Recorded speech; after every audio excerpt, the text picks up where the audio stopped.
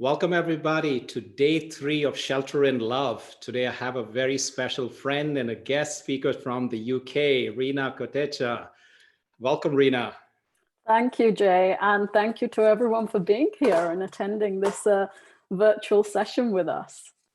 You know, what I'd like to start off with is the amazing story of how we connected. So, why don't you start off by sharing with everybody how we met, and then we'll, get started.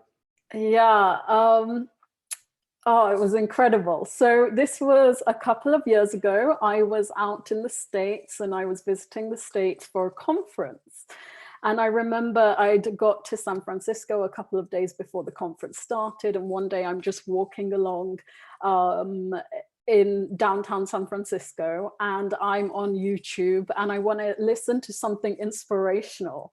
So I put in, I listened to Sister Shivani from the Brahma Kumaris and I put in Sister Shivani USA to see what would come up. And then I have a sort of flap on my phone. So I shut the phone, but I could still hear the YouTube video. And Sister Shivani was leading us through a session and there was a guy who was, introducing her. And I was just drawn to his voice. And I remember thinking, hey, he sounds like he might have a slight American twang to his accent. And I wonder if I could meet him, like maybe he's here. And then 2 days later, I'm at the Wisdom Conference and I'm sat there and suddenly a friend introduces me to another friend or a friend to be who is sitting here today, of course, Jay. And I turn to Jay and I say, hold on a second. Your real name isn't Jay, is it? And he's like, what? No one ever asked me that. And I said, I've heard this voice before. Are you Janardhan, who was on this YouTube video that I heard 2 days ago? And it was you. And so I feel like the world, I'd asked the universe to meet you and it presented me with yourself 2 days later. And that's when it really blew my mind. The whole law of attraction, the universe, energy, putting things out there and things will happen. So that's how we met. You know, I have some pretty amazing stories in my life of how I've connected with people, but this by far has to be one of the top in terms of synchronicity. And this is what I think the message here is: when you are vibrating at a certain frequency and you're open and you kind of embrace that about yourself, then I think naturally you bring in people that are of your tribe. And this is, here we are 2 years later, you're on the show, and oh my God, this is amazing. Yeah. Thank you so much for accepting to be here and for calling me out and say, hey, that's not your real name. Yeah, really divine intervention. That's all I can say. Yeah. Fabulous. So folks, for those of you listening, the reason I brought Reena onto the show is that not only is she a physician, she's really accomplished in what she does from training perspective, but the uniqueness of Reena's role in the NHS in the UK is that she is working with doctors on their mental well-being. So she's researched neuroscience, mindfulness as a tool to help them be emotionally well and for them to be able to take on this load. So Reena, tell us something. So we know that doctors around the world right now are stretched beyond the limit. There's a lot of things that are not going right in their sphere in terms of their ability to keep us safe. And so we hear certain things, but from your perspective, tell us what are some of the things that you are seeing, some of the, observations that you have. Yeah, so Jay, I'd just like to sort of set the scene. So what I do is, yes, I'm a physician by background. I used to work on the front line, and now I really work at the intersection of sort of wellness and well-being, staff health and well-being, and lifestyle-based practices like mindfulness in particular. And I set up the Mindful Medics program, which is a program that really uses tools, learnings, insights from emotional intelligence, the field of mindfulness, positive psychology, lifestyle-based medicine, to empower healthcare professionals to look after themselves so that they're charged to look after the well-being of the population. And I feel that it's a real it's a real blind spot that we have in our systems and in our training, is that, you know, when I studied medicine for 6 years and then in my postgrad years, you know, no one said to me that, Reena, you know what, you are going to be day in, day out making some really difficult decisions. You're going to be seeing people at the start of their lives, at the end of their lives, and everything in between. It might be important to look after yourself in this process. And so I burnt out. I burnt out in that process. And it took me a couple of years before I realized that my calling was to really look after the health and well-being of those who look after us in terms of the general population. And so when the coronavirus started, the COVID crisis started, my traditional offerings, which were in-person trainings, mindful medics trainings, going into hospitals, looking after the healthcare of healthcare professionals, that all stopped.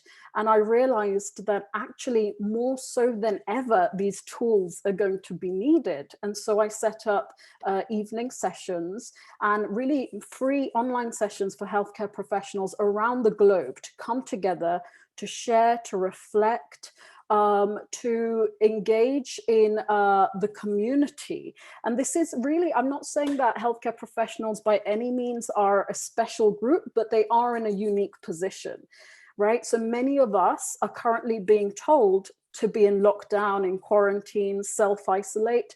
And this group are being nudged to do the exact opposite.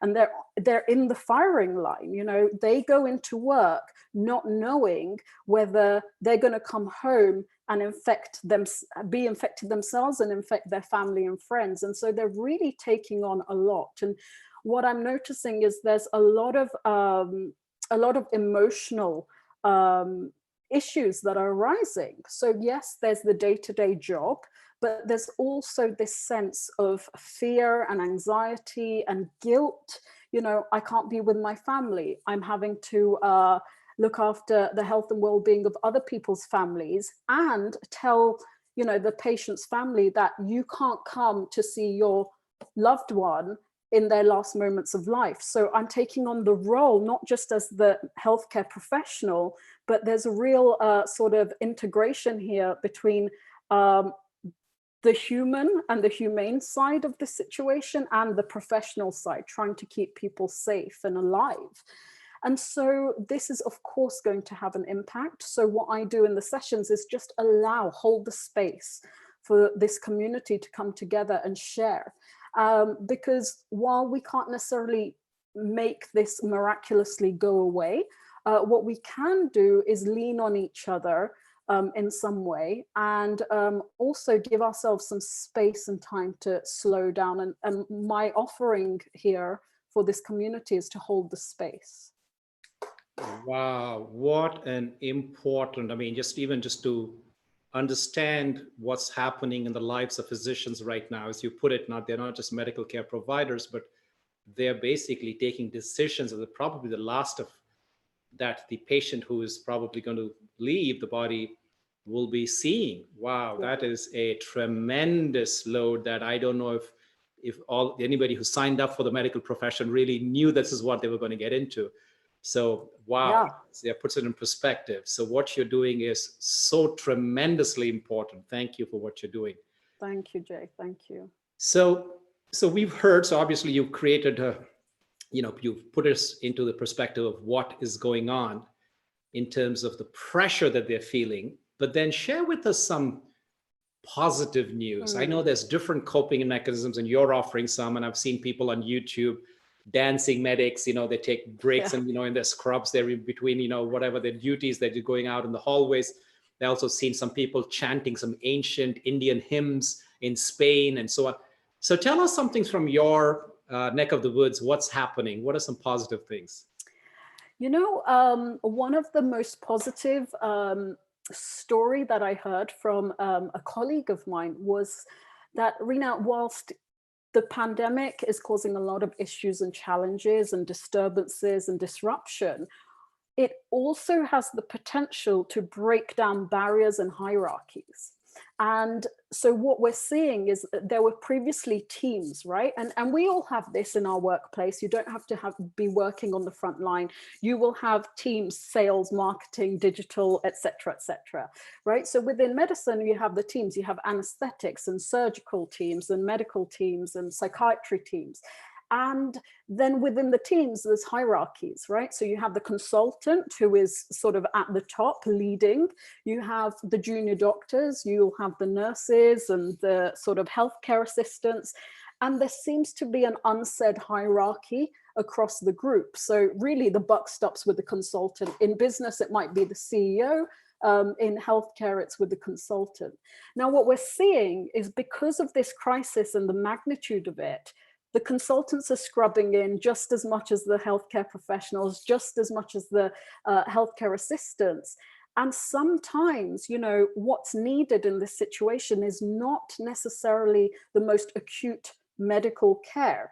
You know, when you get to a situation when you're end of life and you're palliative, essentially what you need is someone, it might be the healthcare assistant, it might be the nurse, it might be the junior doctor holding the hand of that patient while they're FaceTiming their family and friends, right? And that's just as valid as the medical expertise.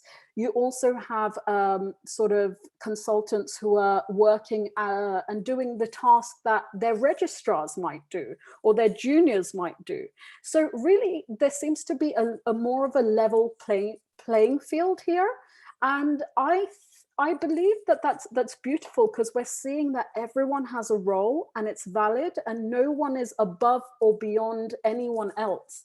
And if we take this out of the medical context, yes, while there's a lot of difficulties and challenges that Corona has presented, I believe the pandemic has presented also an opportunity to connect with people like we've never done so before. It doesn't matter where I live right now. It doesn't really matter my socioeconomic status or the car I have or the number of clothes I have or whatever. We're all in this together and no one is immune. So in some sense, there's a common humanity here that I'm seeing, both internal and external to healthcare. And so, you know, if we can hold on to that, I think it would be really wonderful going forward.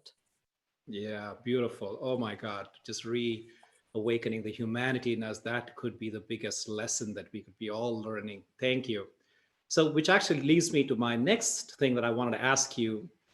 So, we know that Corona's here, and sooner or later they'll find a cure for it and vaccinations. And let's just hope that a few months, years, or whatever it takes, that this will be over. But then my question is, how do you see the world would have changed from this experience? Well, of course, I don't have a crystal ball, but what I do see is, and again, keeping in line with the theme of common humanity, that there is a lot more room for compassion and kindness in today's world. And really, if we think about it, what's the other option? Okay, so we're presented with a situation where there's fear, there's uncertainty, there's ambiguity. We don't know what's coming.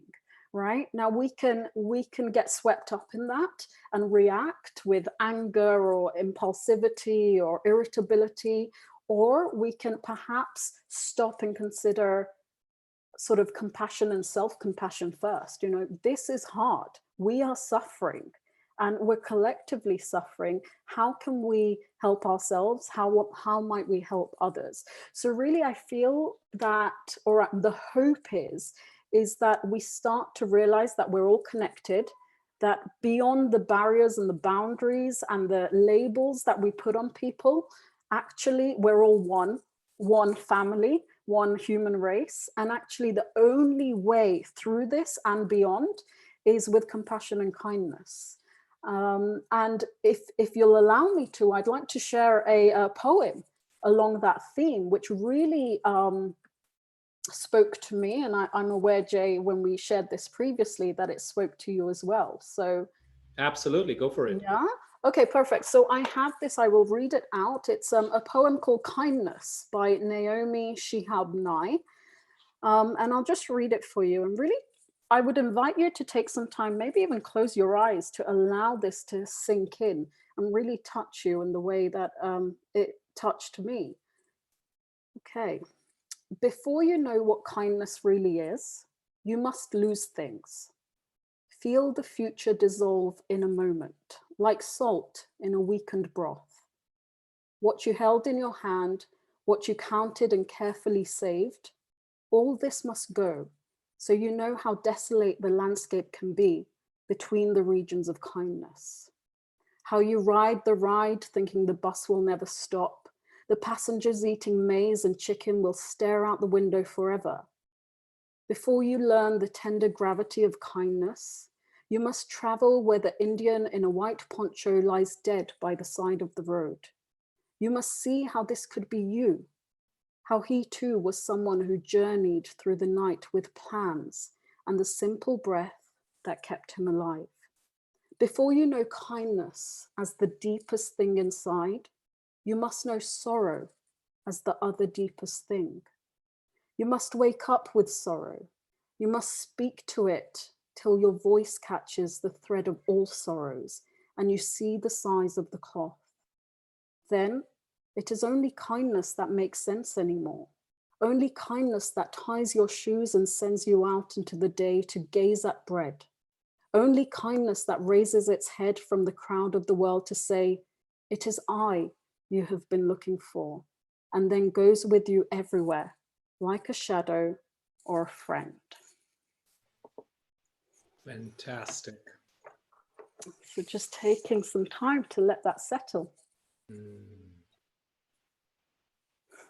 So would you lead us, would you continue this beautiful ambiance you've created? Lead us into a meditation, please. Sure. I'm going to lead you through a thought observation meditation. We know that there are lots of thoughts going on for people right now. Some are helpful, some are unhelpful, some are sort of catastrophic, some are fearful, some are positive, some negative. And actually, the invitation here is just to observe all of them and allow the activity of the mind without getting caught up in thoughts and thought patterns. So you'll hear a bell at the start and at the end of the practice, and we'll do this as a guided meditation.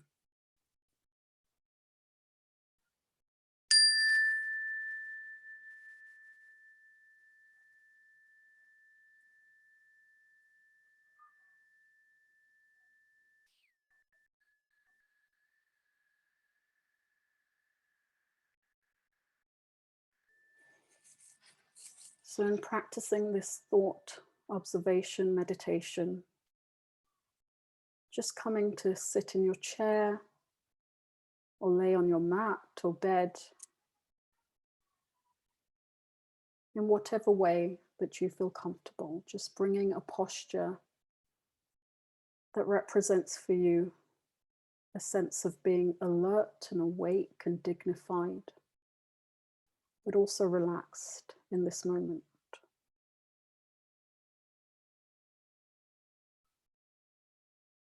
If you're sitting, perhaps you'll feel the feet planted firmly to the ground,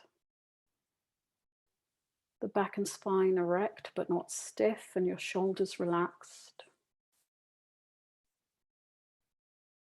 And if you're laying down, perhaps have your feet falling away from each other, your arms by your sides, your palm facing upwards, and feeling the head in contact with the surface beneath you.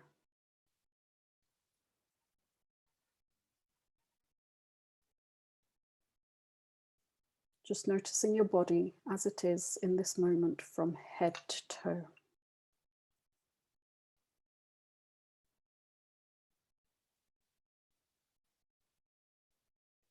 While there's a lot going on outside, in this moment, there's nothing to do. There's nowhere to be, no one to be. You're just here with your body and with your breath. And with that, I invite you to bring your attention to your breath, noticing perhaps the coolness of the air as it enters the nostrils,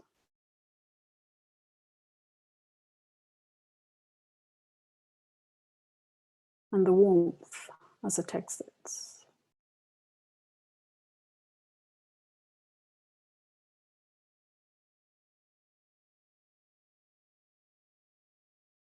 Becoming aware of the lungs and belly inflate with each inhale,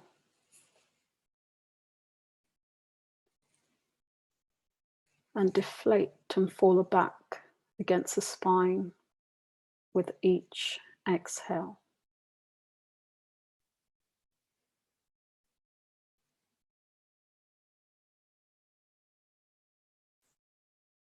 Just bringing your attention to each breath, moment by moment.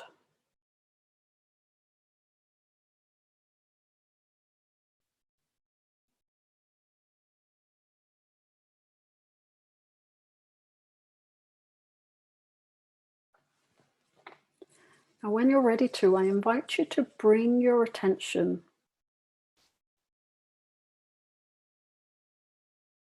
to perhaps visualize yourself sitting outside under the shade of a leafy tree. Just imagine that you're sitting outside under the shade of a leafy tree. You might notice birds chirping in the distance, and the smell of the freshly cut green grass.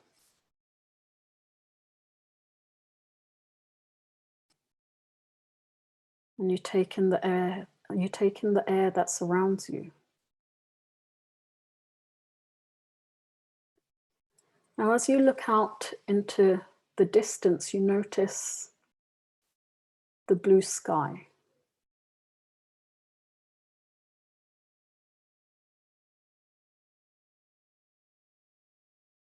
And along the landscape of this blue sky, you notice the clouds of varying shapes and sizes, gently moving across the sky.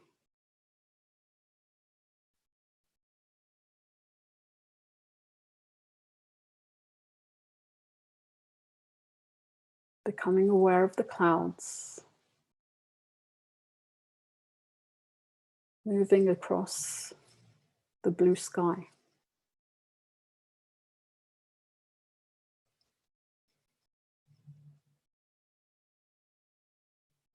Now, when you're ready to, I invite you to turn your attention inwards and noticing the thoughts, the activity of the mind. Becoming aware of the thoughts moving across the landscape of the mind.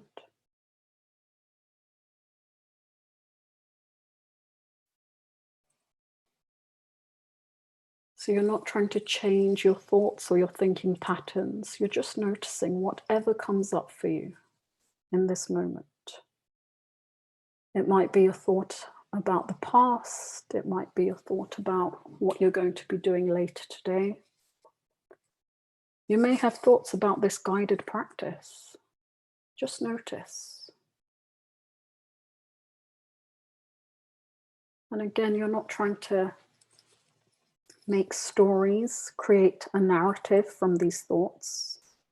Just watch them play out as thoughts do. Mental patterns of activity across the landscape of the mind.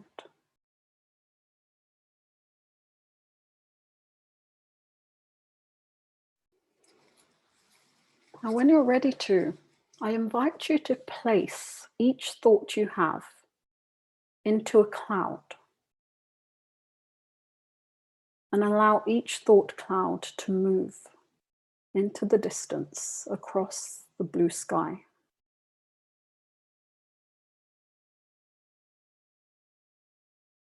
So, for example, if your thought is, I wonder what I'm going to be having for dinner this evening, just take that thought, place it into a cloud,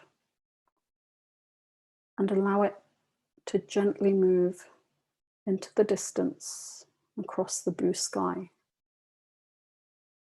And then take the next thought, place it into a cloud, and allowing it to move across the sky.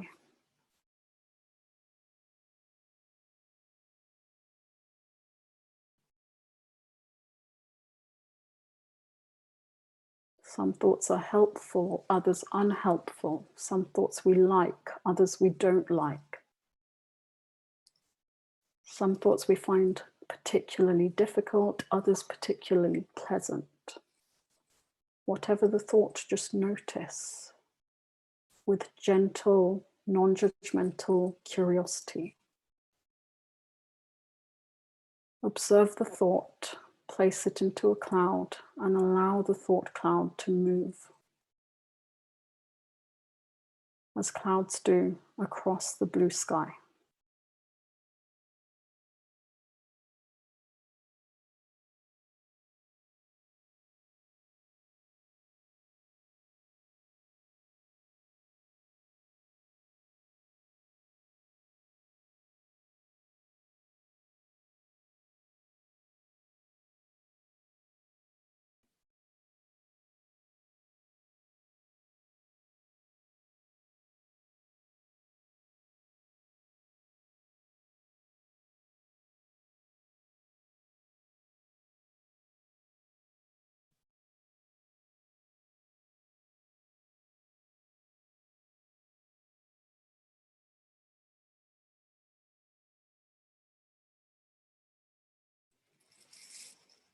All the while, as you do this, know that you do not need to get caught up in the drama of each thought.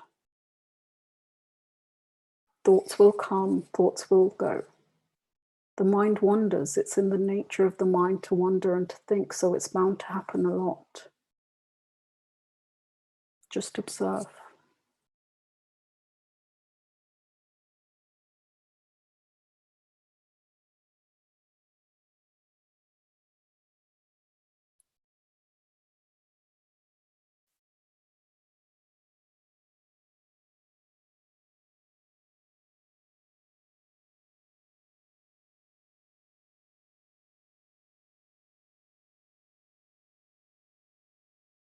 When you're ready to, I invite you to let go of focusing on the activity of the mind and just come back to your breath and your body in this moment.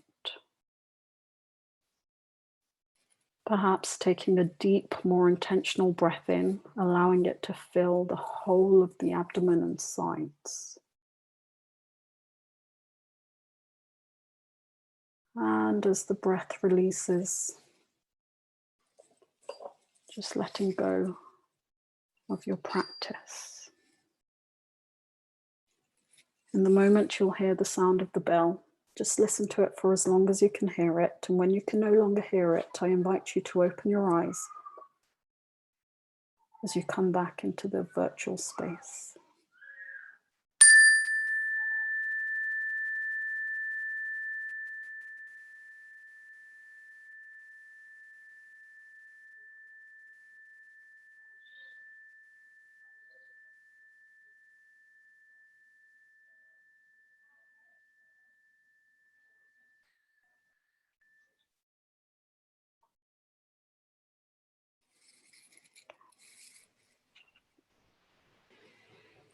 Wow.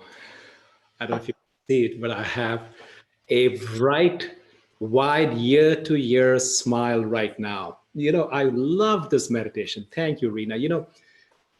The unique thing here for me was this vision of putting every thought on a cloud and letting it pass.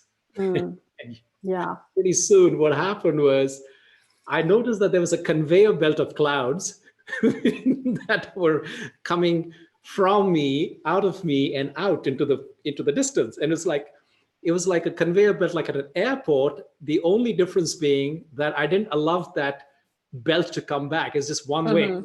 Yeah. Yeah. Just It's a- allow it to come and go. Yeah. Thank you. I will be using this. This is so Please do. Please do. such a simple thing. Especially, I think this would be a beautiful thing. I teach a lot of kids, as you know, summer camps and things. It's very tangible for them to visualize this versus so many other, like even the breathing practice, sometimes it's hard for them, but this is so accessible. So thank you for sharing that. No, no worries. And I want to highlight that there is science to this, and I think that's the most beautiful thing. We know that when you label or when you note a thought or an emotion, so it could be there's a thought you're having about yourself, there's a thought about others, and you label, okay, that's a thought about judgment, or you label an emotion, that's an emotion, I'm sensing anger, right? As you do that in the process, what you do is you'll start to down regulate the amygdala and the sympathetic nervous system. You're creating some space. And so what I really like about this practice is really using the visual to do that, to label, and allowing the letting go, so to speak, so that we don't get caught up. Yes, yeah, absolutely. Thank you for the science. It always helps. This interesting because these are pieces of wisdom that have been there forever, Yeah. millennia. But we've gotten into that mindset that we need proof, right? Especially sometimes, I might believe it, but my best friend or my brother or sister or whatever, my partner may not understand it. And today, I think having the science is such an integral part of making this mainstream. So I agree with you, but I would say that with one caveat. And I always go back when people are really hung up on the science. And I'm a scientist by nature, right? I really want to ask the questions and know why and what's the evidence. But I remember a professor once saying to me in medical school, he said, "Reena, I can give you a lecture on hydration. That will not keep you hydrated. You need to drink the water." And so that's what I would offer here, is we can have all the theory and the science, but actually the shift comes through the practice. absolutely, absolutely, yes. And this is so important. I think we were talking about some of the lessons from Corona, and perhaps this is one thing where it has kept us in place where we have to deal with ourselves and realize that we need to do inner maintenance, inner housekeeping is more important than anything else that we try to do in our homes or at work or the world outside. So absolutely, meditation is so fundamental. It has been to me and clearly for you and hopefully for many others. Yeah. So folks, this brings us to that point where I'd like to open it up for questions. So there's a separate Q&A icon that you see there, and I want you to please post your questions there, so thereby I'll be able to read them and put them out sequentially as I get them from you.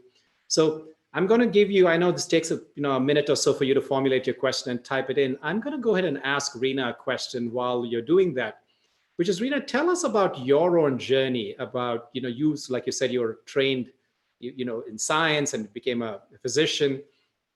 At which point in your journey did you realize the role of meditation and mindfulness and make that a priority? Wow, how long do we have? Okay, I'll try and give you the shortened version. It was really I was working on the front line as an emergency doctor in accident and emergency, doing these crazy 12-hour shifts, day shifts, night shifts, weekends, long days. And eventually I burnt out and I started to struggle with a lot of mental exhaustion, fatigue, used to struggle with focus and being productive and alert. And I realized that I had to do some, like you said, inner maintenance. And that's when meditation really started to play a role in my life.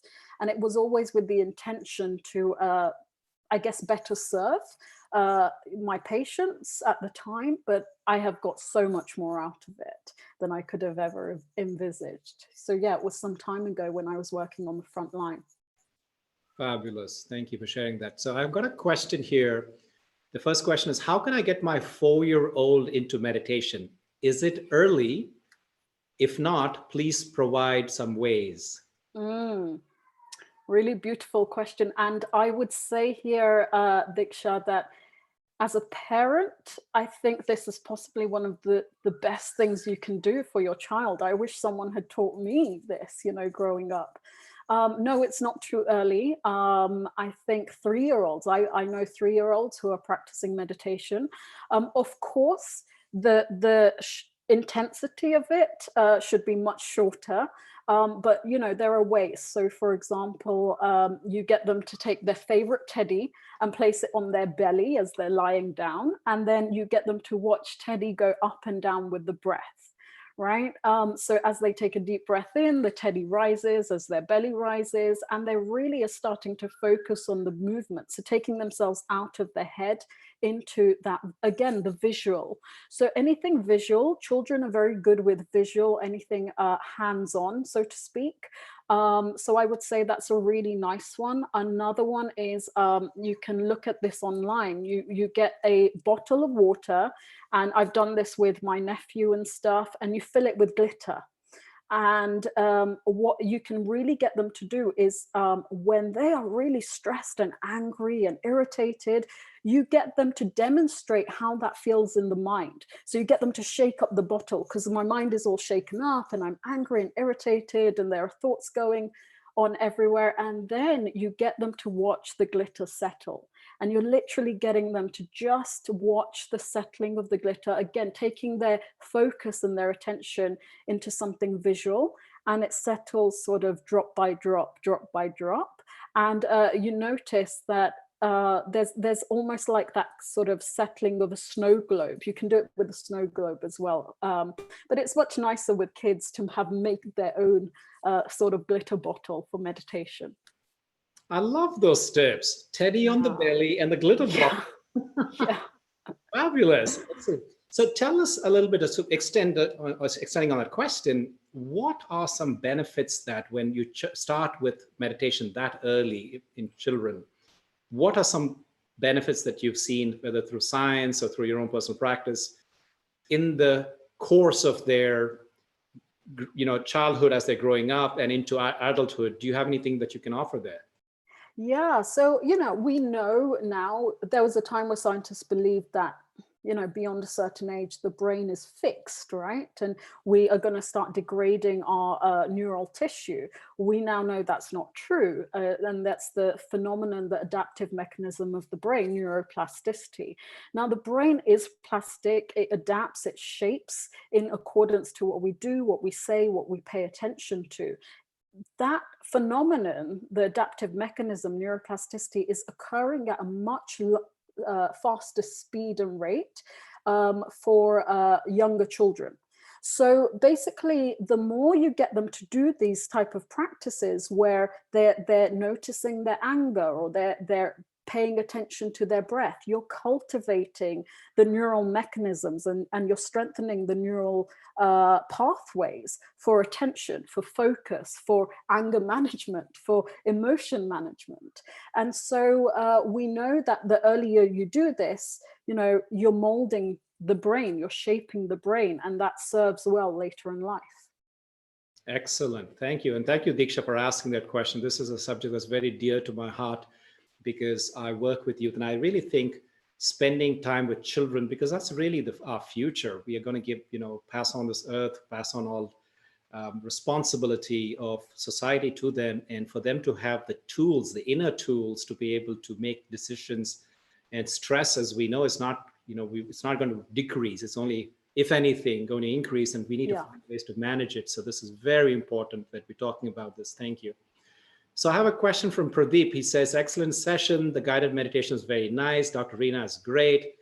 I need to meditate to calm my mind, but when my mind is agitated, I don't feel like meditating.